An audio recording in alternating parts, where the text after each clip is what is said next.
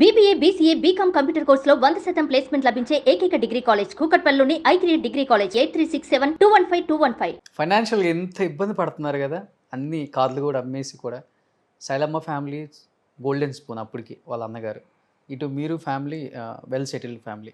మీ ఇంట్లో మీరు చెప్పడం కానీ ఆమె ఇంట్లో ఆమె చెప్పడం కానీ ఏం జరగలేదా సార్? లేదు, మీ ఇద్దరం ఒకటి ఒక సాలిడ్ అండర్స్టాండింగ్. కట్నం కూడా తెచ్చి ఉంటుంది కదా ఎంతో కొంత. లేదు, కట్నం తీసుకోలేదు, ఒక్క పైసా తీసుకోలేదు. ఓ, శైలమ్మ పెద్ద కట్నం మీకు, బాలుగారు అలా ఫిక్స్ చేశారా? ఆవిడ లేదు అసలు. మా నాన్నగారు ఫస్ట్ ఈ ప్రసక్తి వచ్చినప్పుడే క్లియర్ కట్గా చెప్పేశారు.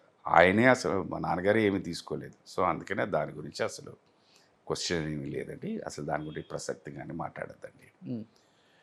మా ఇద్దరి మధ్య ఒక సాలిడ్ అండర్స్టాండింగ్ ఎక్కడ కుదిరిందంటే, ఒకసారి కూర్చొని మాట్లాడుకున్నప్పుడు మీరు అన్నట్టు, ఇప్పుడు నేను అటుపక్క వెళ్ళినా తను అటుపక్క చెప్పినా హెల్ప్ వస్తుంది, ఇటు నేను మా నాన్నగారి తరఫున వెళ్ళి అడిగినా హెల్ప్ వస్తుంది. అయితే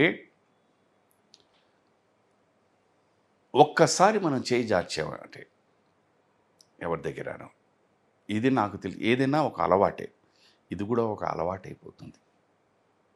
అందుకనే అది చేయకూడదు. కష్టమో నష్టమో దాన్ని భరించి అక్కడి నుంచి ఎలాగైనా బయటపడదాం అన్నది ఒక సాలిడ్ అండర్స్టాండింగ్కి వచ్చామన్నమాట. That is how we kept. అందుకని నేను ఇటుపక్క మా నాన్నగారి దగ్గరికి వెళ్ళలేదు, తను అటు వాళ్ళ అన్నయ్య గారు వాళ్ళ దగ్గరికి వెళ్ళలేదు.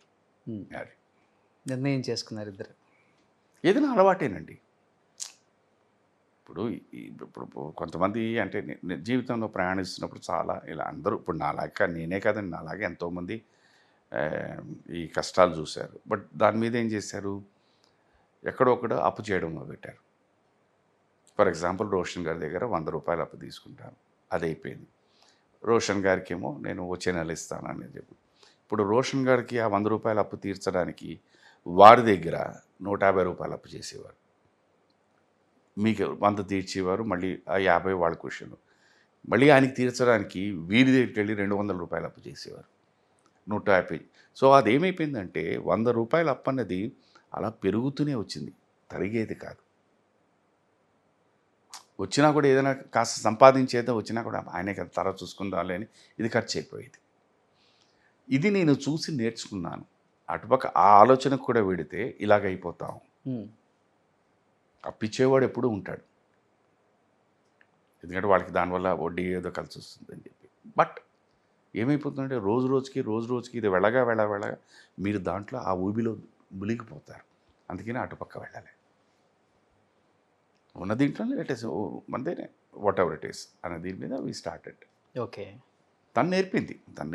ఇప్పుడు మన దగ్గర 10 రూపాయలు వచ్చిందంటే ఈ దీంట్లో నీకు ఎవరికి ఇదంటే ఒక అప్పటికి బాబు 1 రూపాయి, బాబుకి 1 రూపాయి, మనకి మన అది 1 రూపాయి అత్తయ్య మామలకి, 1 రూపాయి మన ఇంట్లో పనిచేసిన వాళ్ళు, ఈవెన్ ఎమర్జెన్సీ ఫండ్స్ లాగా అలా అన్నీ పక్కన పెట్టేసి మిగిలింది రూపాయి మిగిలేదు. ఈ రూపాయిలో మనం బతుకుదాం. ఓకే, ఇప్పటికి అది ఏదైనా మన సిస్టంలో అది ఎక్కాలి. అది వన్స్ మన సిస్టంలో ఇంజెక్ట్ అయిపోయింది అనుకోండి, యూ ఫాలో దట్. అంటే రూట్స్ గుర్తొస్తాయి కదా, ఎంత కష్టపడ్డది మిడిల్లో ఎంత. అందుకనే దానివల్లే అందుకనే తను ఎప్పుడూ చెప్తుందనమాట. ఎప్పుడో ఒక ఇంటర్వ్యూలో కూడా చెప్పింది, డబ్బు ఏముందండి వాళ్ళు వస్తే రేపు, బట్ మన అవసరానికి ఇవాళ వస్తుంది కానీ రేపు రాదు. మన అవసరానికి ఉండదు. అది మన అవసరానికి కావాల్సినప్పుడు అది మన చేతిలో ఉండదు. అది మన చేతిలో ఉండాలి అని అంటే వచ్చినప్పుడు దాన్ని జాగ్రత్త పరచాలి. Super. That is how she did. అందుకనే టోటల్గా నేను ఫైనాన్షియల్ దీని మీద ఏమన్నా తనకి ఇచ్చేస్తాను. What ever even finance minister, I give it to her. She manages it. Okay. Suman టీవీలో మీ పర్సనల్ అండ్ బిజినెస్ ప్రమోషన్స్ కోసం కింది నెంబర్కి కాంటాక్ట్ చేయండి.